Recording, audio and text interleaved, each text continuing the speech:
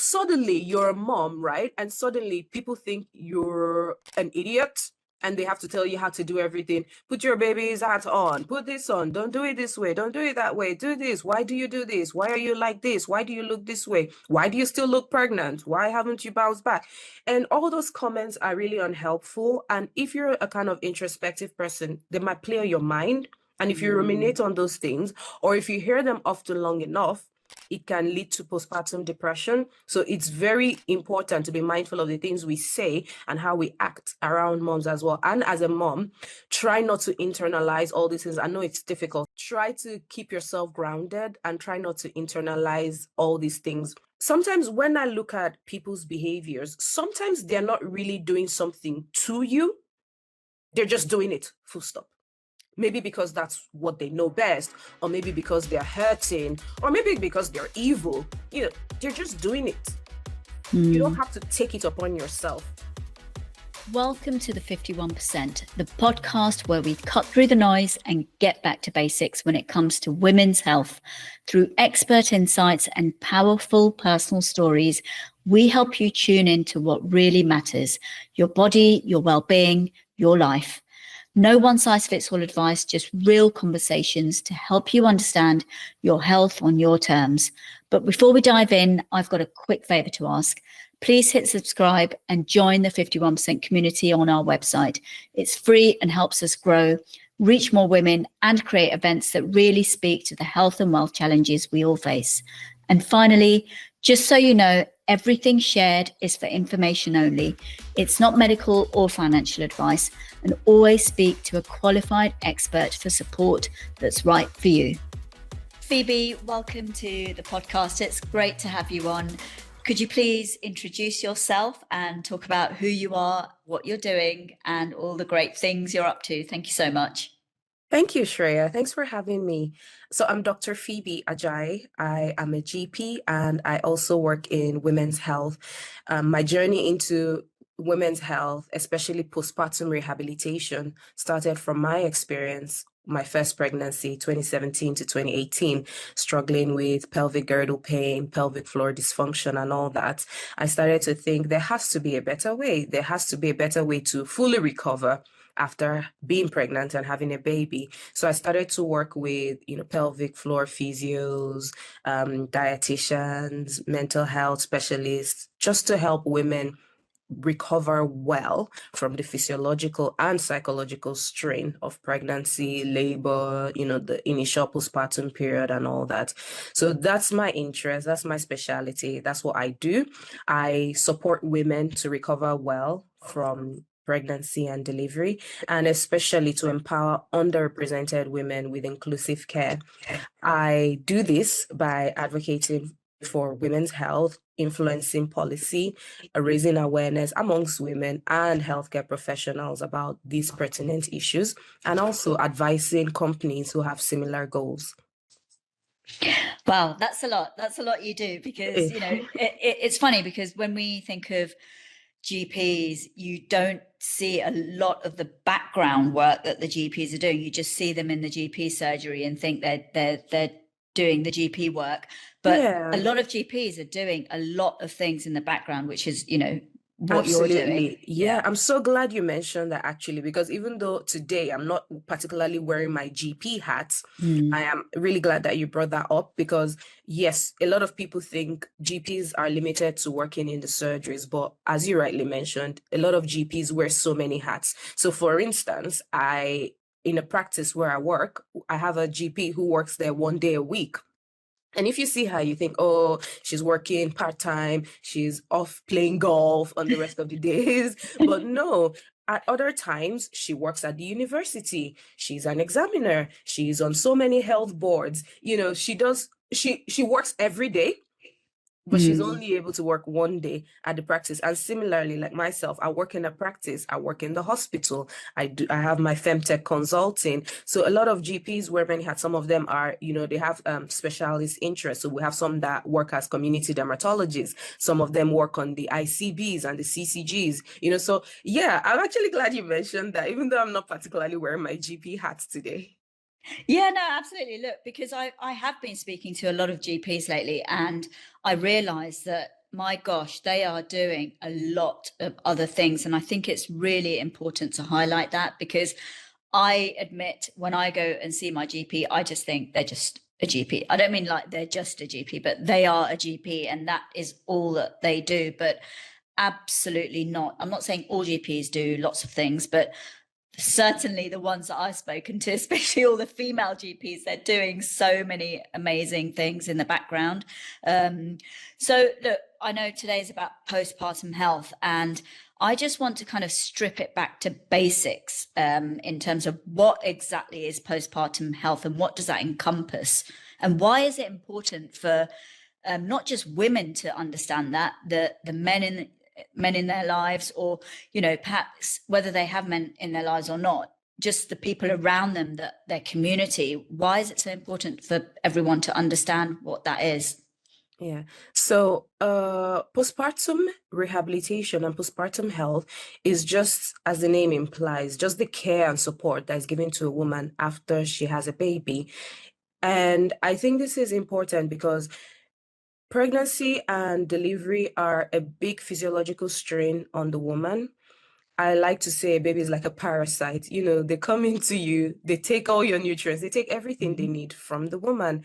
And I saw that a lot of women lose themselves during that period of, being pregnant, having a baby. You have to actually put that baby's needs ahead of yours, especially in the initial stages. And I find that sometimes we can lose ourselves. We lose our sense of identity, because there's a big identity shift that takes place when you become a mother, especially for the first time. We lose our sense of self, our identity, and also coming to the more tangible effects. So there are a lot of physical, mental, psychological side effects, if I may use that term, that occur due to the process of pregnancy and delivery. And I was finding that a lot of women were having long-term problems because these things were not addressed at that initial phase. So for instance, a lot of women will have some form of pelvic floor dysfunction, and they kind of struggle along with it. But come to the 50s, 60s, 70s, many of them are presenting with a lot of incontinence problems, prolapse problems, back pain, chronic hip pain, and all that. And you find that if these things had been addressed earlier on, they probably would have had better outcomes at that point. Again, the same thing with the mental health. A lot of women suffer with mental health, anxiety, depression, and all that. And those aren't addressed. It's very much, you've had the baby, here's your baby, carry on. And I just feel like we need more than that. There is a 6-week check. We're very fortunate in the UK. There's a 6 to 8 week postnatal check, and your GP will talk to you about, how are you experiencing things, how is your mental health and all that. But I just wish we could do more for moms. I feel like moms are really underserved in this area. I like to give an analogy. Say, for instance, if a man is an athlete, let's say he's an athlete, and he has a knee injury, nobody's going to say, oh, of course you're going to have a knee injury. You run all the time. You're bound to have a knee injury at some point. Just carry on. But a lot of women have experienced things like that, especially when it comes to pelvic floor issues. Especially, I'm very passionate about incontinence, because a lot of women have kind of just assumed that we all have to deal with incontinence. I pee my pants when I laugh, haha. And it just doesn't feel right to me. And if you think about it, many women will have their babies in the earlier parts of their lives. So in their 20s, in their 30s, and nowadays more and more frequently in their 40s. But if you think about it, we generally tend to live into our 80s as per the life expectancy. So you're going to carry these problems for decades. It's heartbreaking to think about it that way. Yeah, absolutely. I do think, and that's me. Haha, I just peed my pants. It's become like a fun, an amusing thing. And what I do know now, it is absolutely not normal to pee your pants at any point, in terms of like when you're jumping or running or laughing or coughing. I thought it was, it's just part of having a baby or part of getting older or part of menopause, whatever. But it actually isn't. There's things that you should be doing or could have done a lot earlier. And these things, again, like you say, they're not talked about. When you have your baby, no one really discusses the importance of all of these things. And then, like he said, when you do go to your GP in your 50s, 60s about certain problems, it's almost kind of, well, this is what happens, you're aging now, and this is part of the parcel of getting older. But actually, it's not. And should we have addressed it a lot earlier, perhaps things would have been different. But I will ask you a question. Is it too late? Is it ever too late? It's never too late. There is a Nigerian proverb that says, whenever you wake up is your morning. So whenever you wake up is your morning. So if you can only do what you can with the information you have, if you didn't have the information previously, that's fine. It's never too late to start to work on things. So, I think a lot of these problems with women thinking that, things are normal or things are perhaps not normal is exacerbated by social media and the portrayal of, people in the media perhaps that have influence, snapping back to normal, whatever that normal is, whether that's, the weight and the way they look and coming out of hospital looking like, they're just in the front cover of a magazine, no mental health issues, no problem with anything. That's what you get on the outside. Perhaps things are very different, behind the scenes. Now, I mean, obviously we know that that's not realistic. They're not realistic expectations. So how can women, understand that actually your body does change? What are these changes? What is the normal, and how can you know what's normal as opposed to what you're looking at in the media in general? Very good points you've raised. I think that, and this is not actually limited to this area, this is a global problem where the world is so polarized. You're either this or you're that. There's no middle ground, and both sides don't talk to or don't listen to each other. They talk at each other, but they don't talk to each other or listen to each other.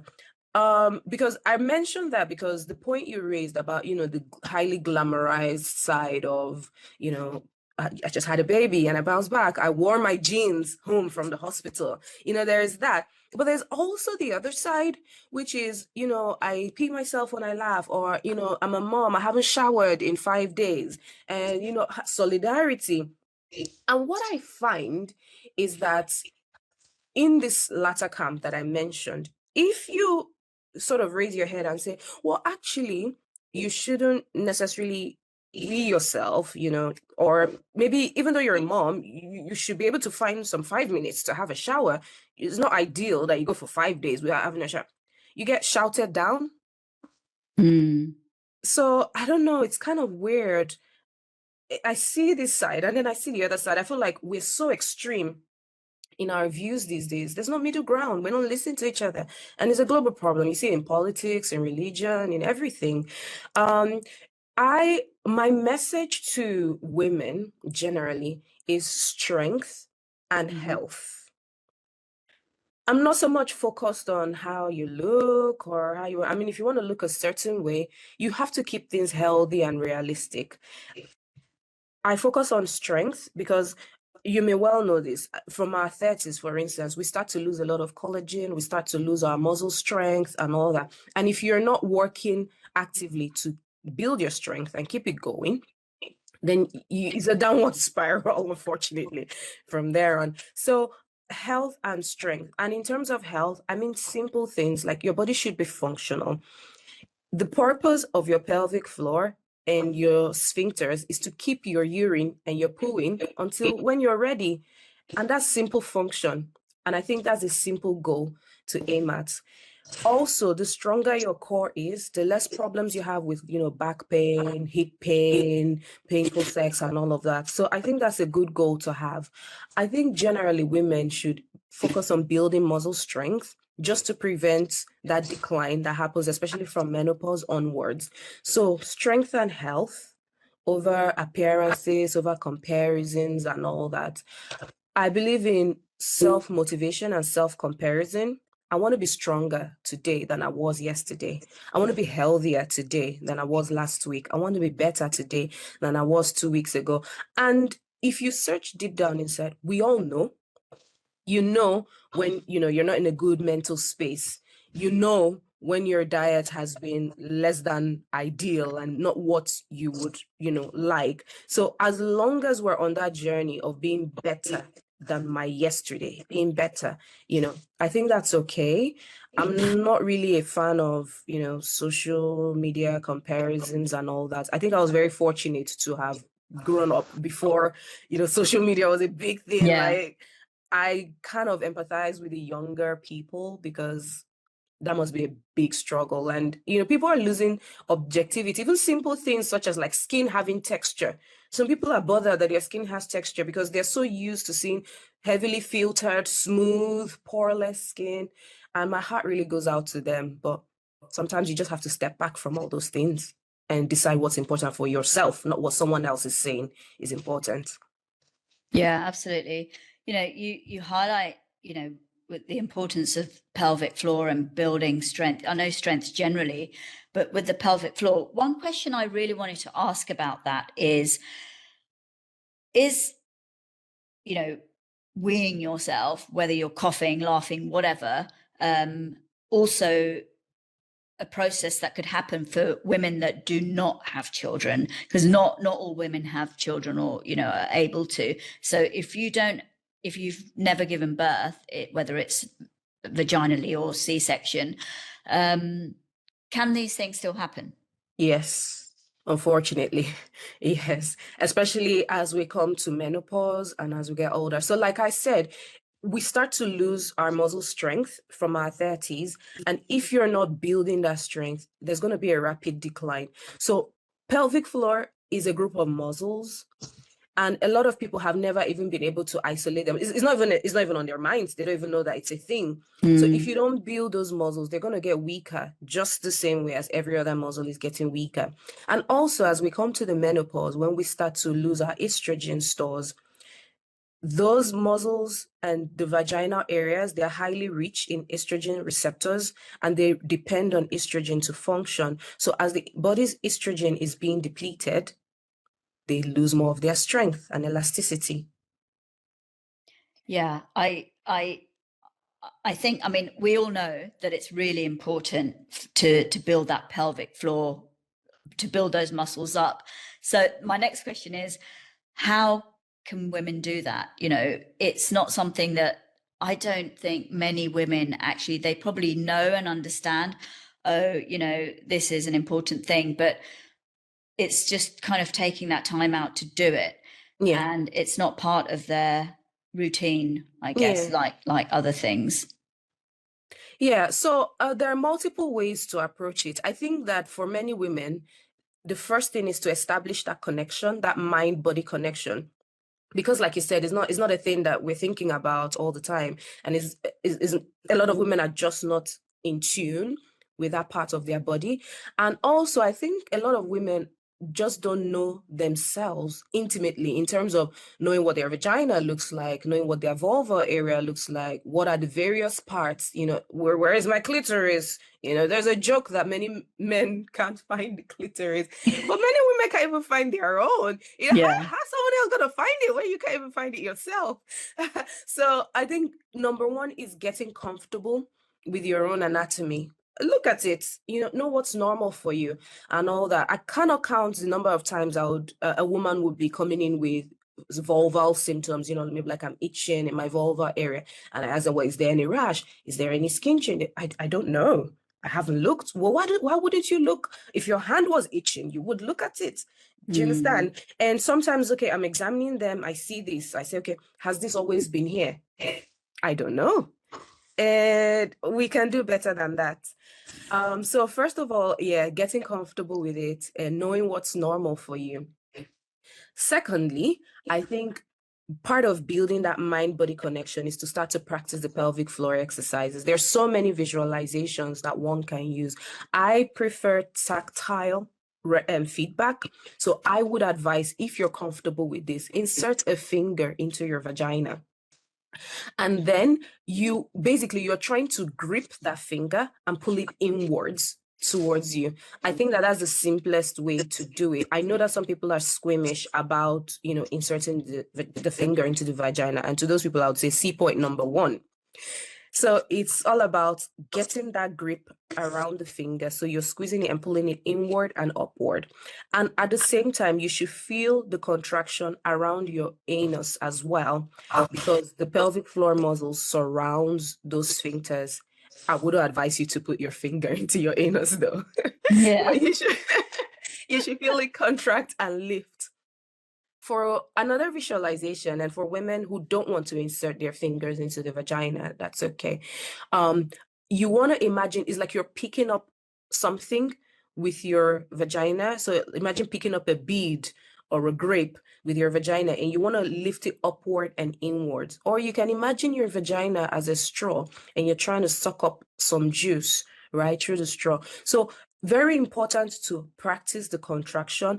Equally important is to practice the relaxation, because a lot of people feel like, oh, I just want to get it tighter and tighter and tighter. But no, a muscle should undergo its full excursion for it to be strong and functional. The example that I give is, if you want to build your biceps, for instance, you're going to do a biceps curl. You're not just going to keep your biceps permanently flexed. You're going to take it through the full range of movement. So very important. I find that a lot of people struggle with this area, the relaxation, because if you contract all the time, the pelvic floor is not going to go through its full range of movement. It's going to get tightened, and a tight pelvic floor is dysfunctional as well. So it's not just about being tight. So practice the contraction, practice the relaxation. You want to practice slow movement, so slow, sustained contractions and relaxations, and also rapid fire movements, so quick contract, quick release. That way you tone up the two types of muscles that are there. Doing that, so I find that you just try to work it into your routine. Say, for instance, you want to do it first thing in the morning, and when you're in bed, especially if you're using your finger, you can just make sure you have clean hands, of course, and short nails. And you want to practice that maybe before you get out of bed, or when you get into bed at nighttime when you're having a sleep. Generally, you're encouraged to practice pelvic floor contractions through the day. How many? It varies.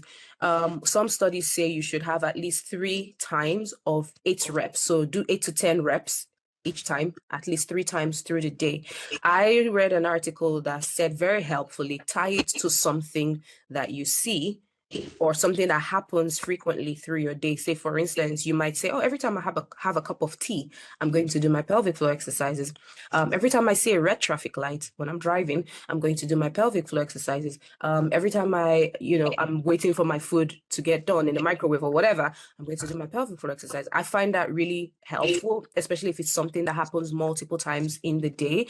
And the beauty of it is that once you establish that initial mind-body connection, you can do your pelvic floor whenever, wherever, no one needs to know.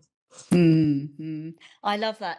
More and more I'm actually hearing is, if you want to build something into your routine, stack it on top of an existing habit that you don't even think about, like brushing your teeth or going to the toilet, whatever that is, and the red traffic light thing, that's a great idea. I love that, because that's the one I use. Yeah, I mean, God, especially in London, you're always at a bloody traffic light, so it's like you could get quite a few of those in there. I know. No, that's great. So thinking about the whole postpartum health, we don't really talk about postpartum sex. And I think, it's almost like the only advice I got was, in the hospital when I had my baby was, do not, you need to make sure you'll get pregnant very quickly, like in the space, like if you don't take precaution in the first, few months, because of, well, I mean, you can explain that, but it's not just about that. It's almost how do you reclaim the intimacy and the connection? Because once you have a baby, you have this new life in your hands, and then all that kind of can frizzle away. And as we talked about before, it's important as a couple as well, right? Yeah. So this is where family support comes in, partner support, family support. The postpartum period, especially the first few months, especially if you have a baby that cries, a colicky baby, like my toddler, she's still crying. When is she going to stop? It's really challenging when you're dealing with all of that. And especially if you don't have any family support, it's just you and maybe your partner, it can be really hard.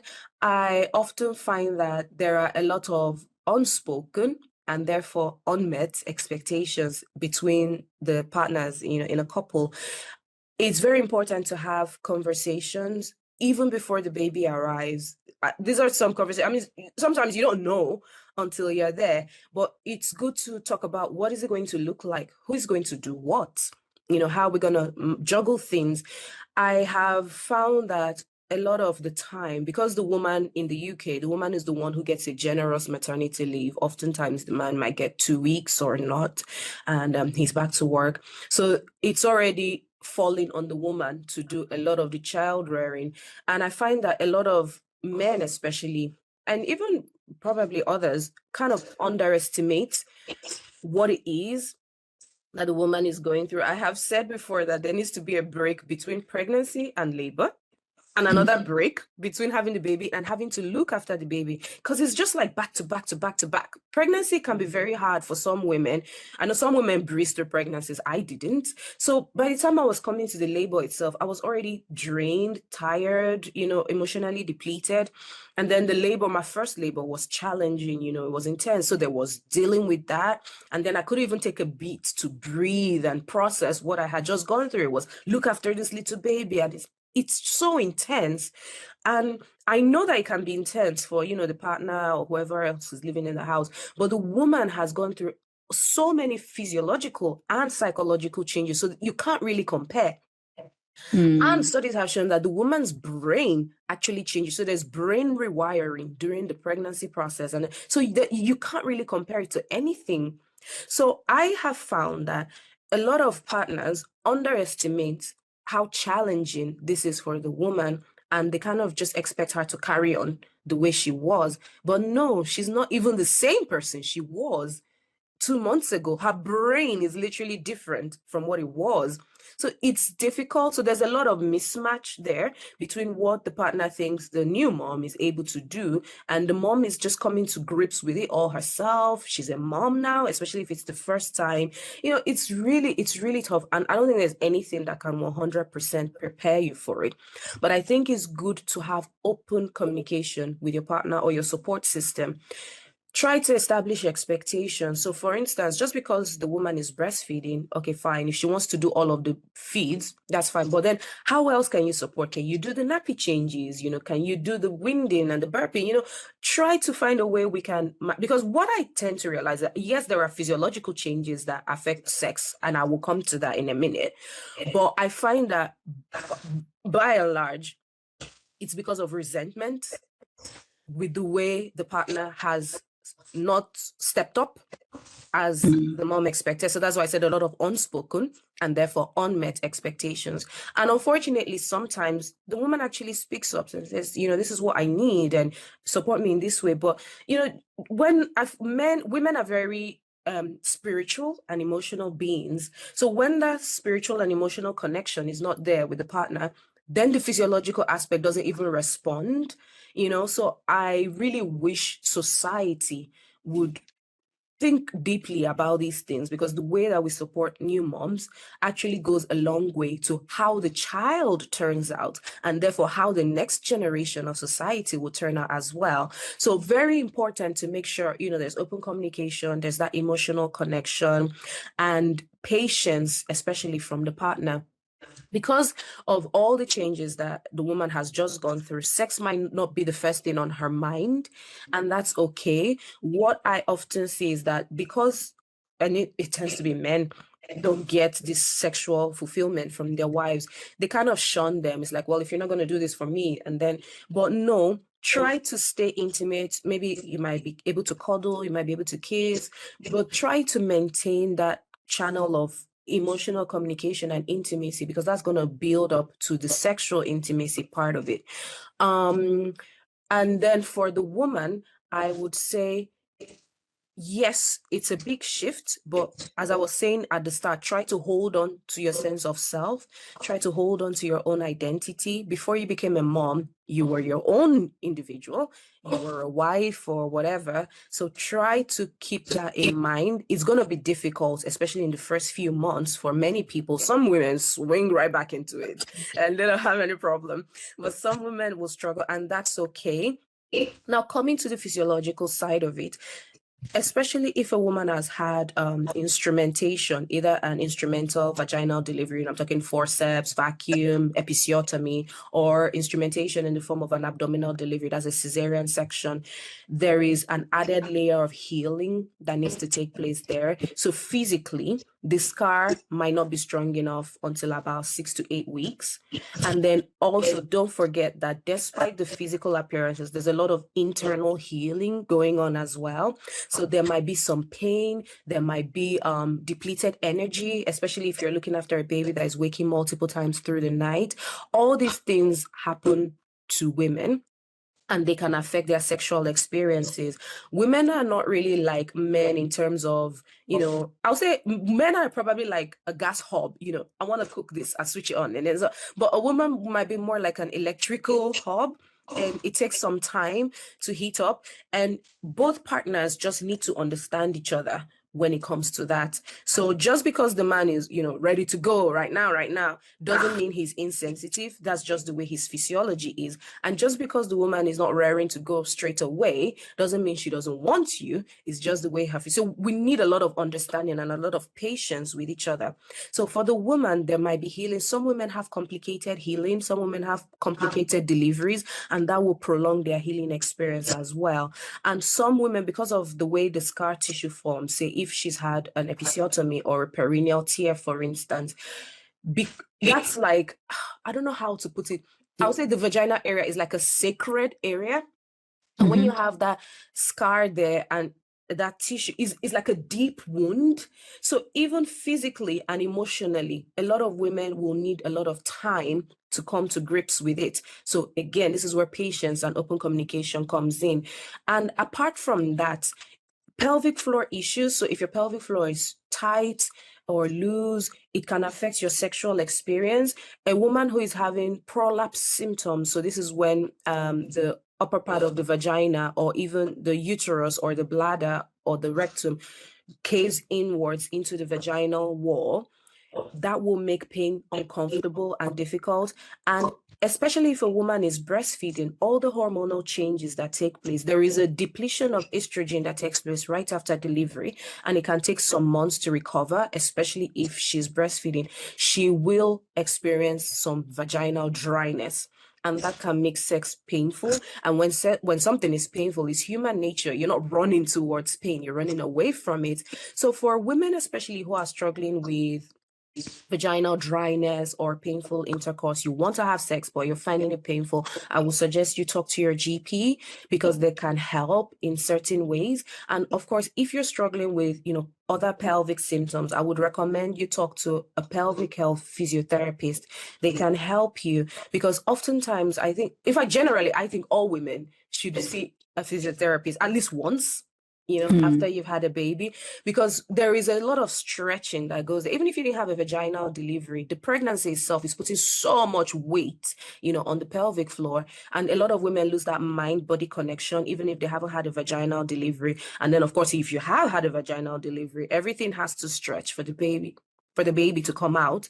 And, I think that you can benefit from seeing a pelvic physio. Let them help you. Let them assess your whole pelvic girdle, because they're all interconnected. And when you do all those things and have all those things in mind, you should be able to build up to a satisfying sexual experience. And of course, lubricate. If you're having vaginal dryness, friction, use a lubricant. That will help as well.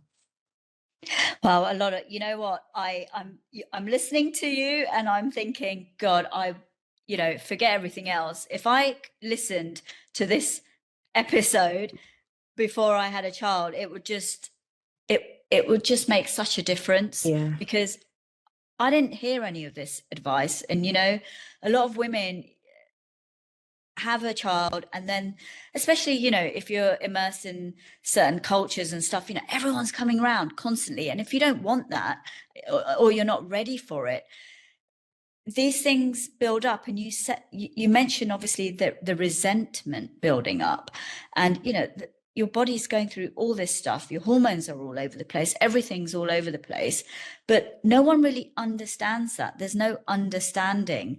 And you're right, you know, it is just about communicating your needs. But a lot of women just end up going with the flow, and people coming in and out. You know, yes, we know everyone wants to see the baby, but maybe that's not right for you at that time. Maybe you need a few days just to be at peace and get your head around what's going on. There's all those things. And then you mention, you know, that men just kind of they don't understand what's going on. But then also at the same time, you know, I think a lot of women sometimes get frustrated and fed up with the fact that they constantly have to say, oh, can you do this? Oh, can you just, you know, this? Can you, oh, the washing? Can you take, you know, whatever it might be? Yeah. And it's almost a case of, why do I have to keep saying these things? Why doesn't my partner or someone doesn't understand that it's there, it needs to be done, it's not rocket science, you know, just do it. Why do we have to keep instructing constantly? And that resentment can also build up as well, right? Yeah, absolutely. In terms of instructing, that is a problem with the relationship dynamic, not necessarily, you know, the parenting side of it. I know that there are a lot of men that, you know, they can't seem to see the mess, or it's really unfortunate. And yeah, that's a relationship dynamic that needs to be addressed, because with the child, I think that a lot of women, they just kind of like dealt with it. But when that child comes, when the baby comes, you're already looking after a baby. You don't want to be mothering a grown adult at the same time. You need a partner, not someone that is adding to your mental load. So yeah, it's really unfortunate that that is a dynamic in many relationships, but I believe it's one that can be fixed if both parties are willing. Yeah, no, absolutely. And it is really, it's boils down to communication and understanding. That they're the main two things. You know, also, I think you talk about all these things that can potentially lead on to mental health issues. We don't discuss that either. And a lot of women, you know, after they've had their child, they don't really recognize if they are going down a path of, you know, they call it the baby blues or postpartum depression. Now, how can you recognize that you're going down that path, and as opposed to just feeling upset or sad one day? What's the difference? The baby blues generally tend to last few days to a couple of weeks, whereas postpartum depression is something that lingers for longer. And postpartum depression is very similar to any type of depression, I guess, in that it comes with a feeling of hopelessness, you know, helplessness and worthlessness. That's a textbook diagnosis of depression. But generally, if you're feeling low in mood, not taking pleasure in things you used to enjoy before, you know, very tearful, or constantly anxious and on edge, or, you know, fearing the worst, or always, you know, being physically tense, and it's lasting for more than a couple of weeks, then I would suggest to see your doctor, or talk to your health visitor about it. There are some charities that help with postpartum depression and anxiety, and you might be able to find one in your locality, but generally your doctor will be able to signpost you to resources. There is an extreme form of things as well, postpartum psychosis. Sometimes it can occur on the background of postpartum depression, and other times it occurs on its own. And this is when somebody has kind of lost their connection to reality. And you can see them presenting with hallucinations, delusions, erratic behavior and all that.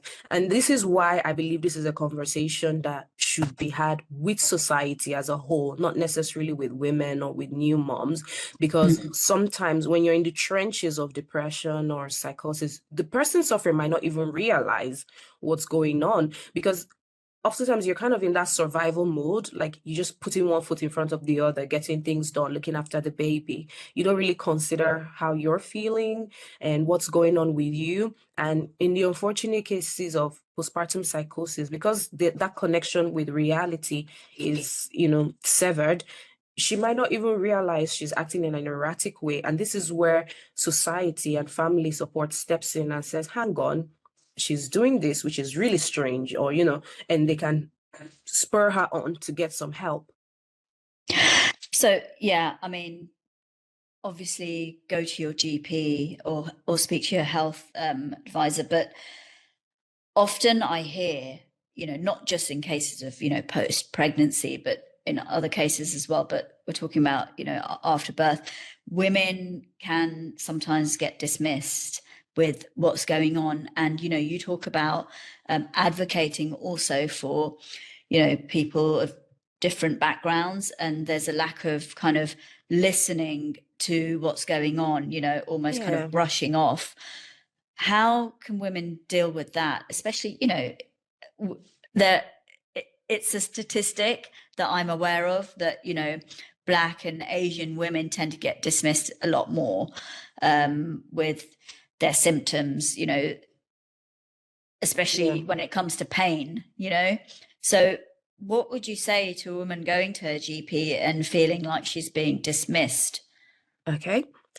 It's a very complex problem.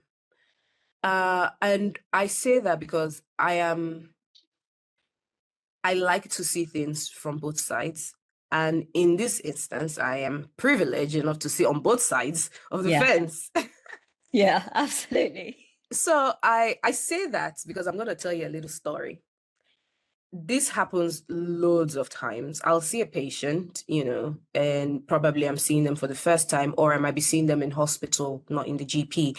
And this happens more frequently when I'm in the hospital, and they say, I have this symptom and I have that symptom and all that. And I said, okay, have you spoken to anyone about it? No. Have you spoken to your GP about it? Yeah, but they didn't do anything. So I say, okay. And then I look at their records and I see that the GP has tried this medication and done this blood test. I refer them to that specialist who said, no, it's not to do with us. And then the GP has referred them to another specialist. So I say, how come you said your GP hasn't done anything? I'm like, oh no, I meant I still have the problem. Do you understand do you understand the point that I'm trying to make? Yeah. And I have been the patient who was dismissed, when I had valid concerns. So that's why I said it's very complex and nuanced. And I think it's probably at the heart of it's probably unexpressed and unmet expectations. So if you're talking to your GP and, they're doing something which is different from what you were expecting, let's say you went to see your GP and you were expecting them to prescribe an antipsychotic, and what they've said is contact this charity, they're going to help you with counseling or whatever, you can ask them, I was expecting you to prescribe an antipsychotic. Can you talk me through why you don't think that's needed, or is that something you thought about? And they'll tell you, oh, I don't think you're having a psychotic episode. I think it's mild depression. And I think this charity, they might tell you, they might just well tell you. And if it's somebody that you're not able to have that conversation with, you can have another opinion. It might be in the same practice, just a different GP to talk things through. And I also firmly believe in helping ourselves, even though probably I'm privileged because I'm a doctor and I know certain things to do. But I like the patients that come in and say, oh, doctor, I have this, I've tried this and I've tried that, and it's not worked. What can I do? Versus the people that come and say, I have this problem, fix everything. And they both have different frame of references and they're both valid. But I personally believe in helping oneself as much as you can. And with mental health, especially in the postpartum period, I believe in being proactive, because I think most women are at risk of having some form of postpartum depression or anxiety and all that. The stats say about 30%. I think it's underreported. I think it's well more than that. Yeah. I think that most women are at risk. If you have your baby in British winter, you're going to get depressed. Yeah. I never thought about that, actually. It's 100%.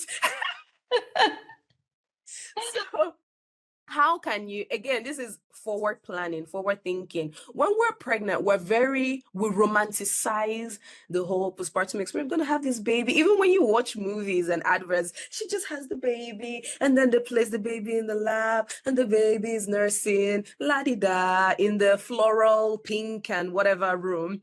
And it's so beautiful, and we tend to romanticize it. But girl, when the baby comes, it's messy, they're vomiting on you, you're sweating. God, why do we sweat so much after having a baby? And it's not as idyllic as it seems. But because we haven't really thought about the gory side of it, we're underprepared and shocked when all of that happens. So I believe in forward planning. You're going to get depressed. Just stay ahead of it now. And what do I mean by that? We are in a society so industrialized, so isolated. Everyone is in their little home with their screens and their little social media. We are losing that social interaction that is very beneficial for mental well-being. So if you know, there's some, what do they call them? Antenatal groups that do continue to meet with their babies after they've had the baby. That's great. Go outside. Don't be indoors all day. The baby's going to cry, whether you're outside or you're inside. You might as well be outside, walking in nature, getting some fresh air, meeting up with friends for coffee or whatever. I remember the first time I took my son out. He was born in spring, lucky me. But I was a first-time mom, and I think I'd been indoors for a few days after he was born. And I was like, you know what? I'm going to go out on my own with my baby and let's have an adventure. And I just went to, there was a little park very close to my house. It was just like maybe 3 minutes walk away. And I walked there. And as soon as we got there, this boy started crying. And he was wailing. Oh no. I know, and I was so frazzled. I was like, oh my God, why will he stop crying? And then I was like, people are going to think I kidnapped this baby.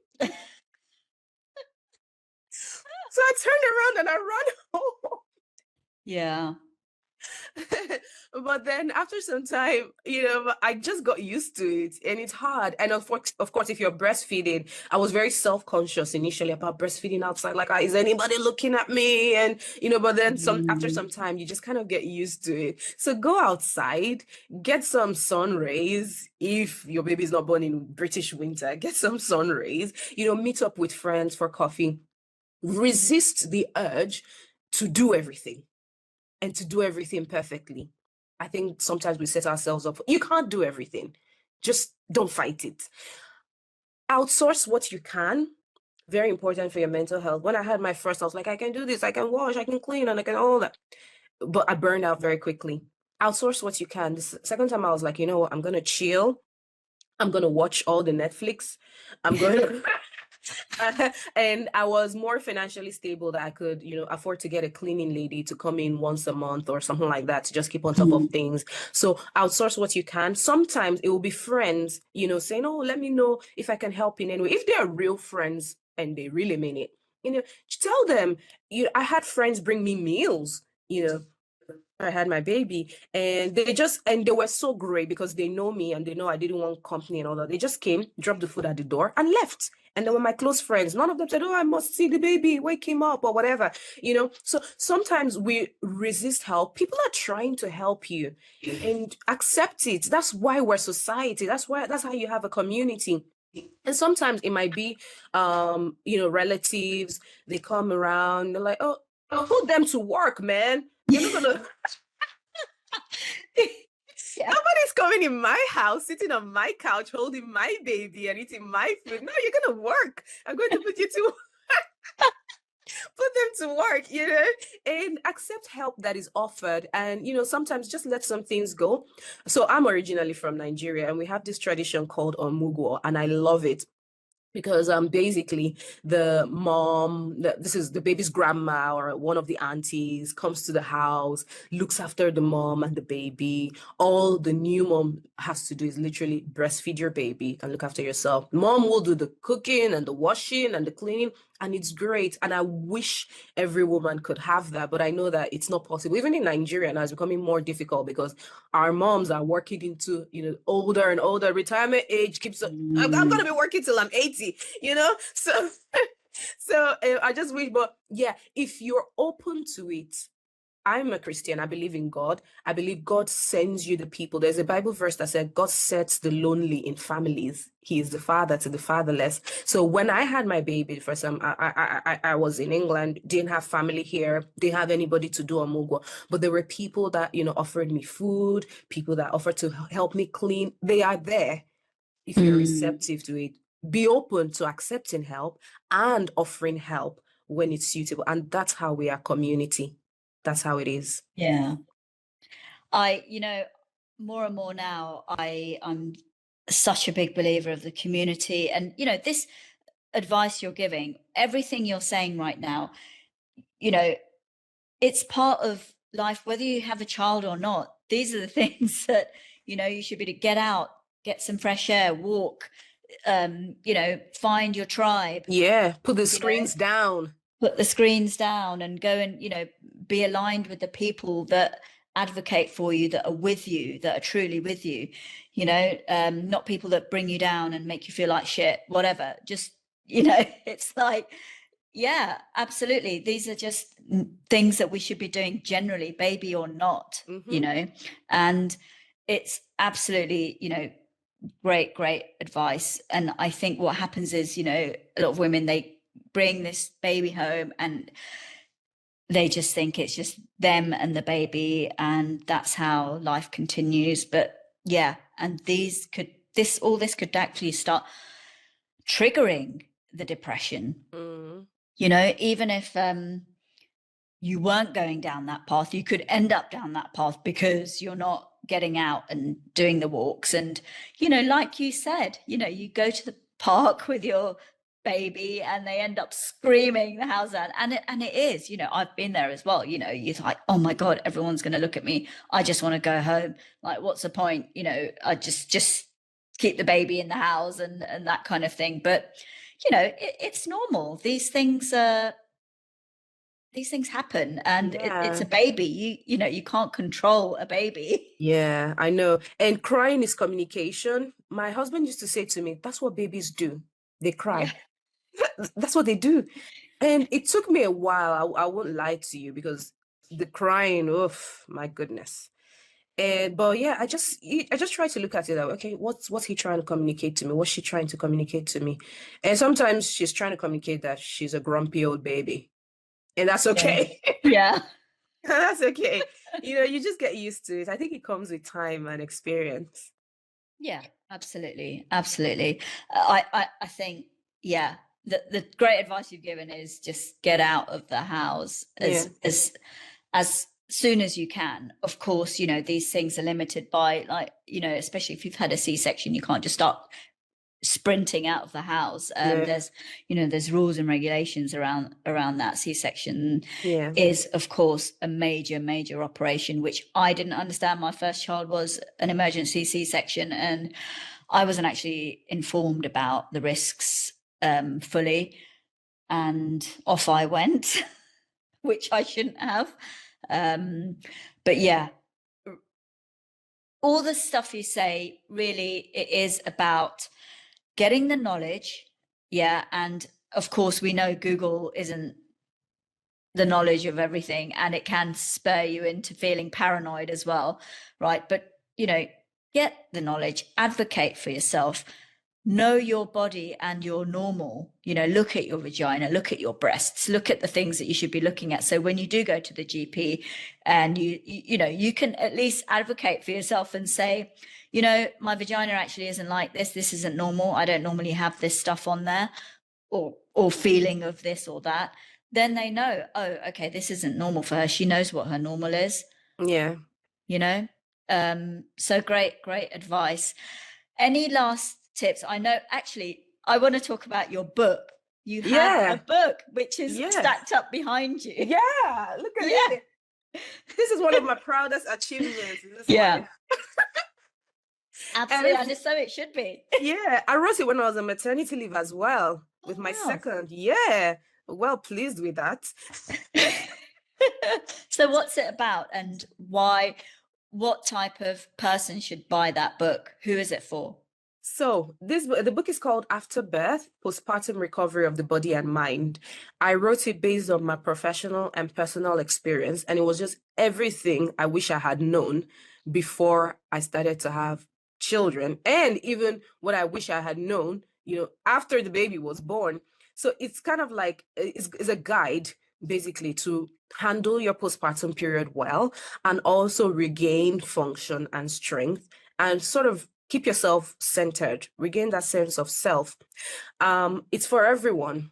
You're planning to have a baby, you already have a baby, your babies are already adults. I saw this what a lady wrote to me recently. She bought it randomly because her babies are all grown. She has grandchildren now. She was like, yeah. She was reading it. She was like, she wrote me. She was like, oh my gosh, I learned so much from your book. And I was thinking, when I picked it up, I was thinking, oh, well, what am I going to learn? I know it all already. And this isn't going to apply to me. But she said, well, I found it really, helpful. And thank you for writing this book. So yeah, it's for everyone. And I think even if you're not planning to have children yourself, you will have a friend, a sister, a cousin who's going to have children. And this book will encourage you to be able to support them as well. It will empower you to support them and to advocate for them if the need arises. So the book is for everybody. Absolutely. I think there's such a need as well for people to read books, whether, men and women like this, whether or not they have children, because at some point you're going to be that person knocking on that person's door to go and visit their baby, and going in blind and thinking, yeah, she's just had this baby, blah, hooray. Yeah. It's not always like that. I know. And just being mindful of what you're doing and how you're acting, Yeah. it can go a long way for the couple that have had a child. Yeah. Or perhaps they're not even a couple. They may be a single parent or something, and that's even that has its own challenges in itself, right? Yeah. One of my friends had a baby, and somebody came to visit. This is a grown-up adult human being, and the person said, "Why does your baby look so weird?" Oh my gosh, really? Yeah. Imagine that. And I noticed that a lot of comments like that, suddenly you're a mom, right? And suddenly people think you're an idiot, and they have to tell you how to do everything. Put your baby's hat on, put this on, don't do it this way, don't do it that way, do this. Why do you do this? Why are you like this? Why do you look this way? Why do you still look pregnant? Why haven't you bounced back? And all those comments are really unhelpful. And if you're a kind of introspective person, they might play on your mind. And if you ruminate on those things, or if you hear them often long enough, it can lead to postpartum depression. So it's very important to be mindful of the things we say and how we act around moms as well. And as a mom, try not to internalize all these things. I know it's difficult, especially if it's somebody that's living with you. Say, for instance, somebody has come to do a mugo for you, and instead they're making your life hell, because there are a lot of stories about that.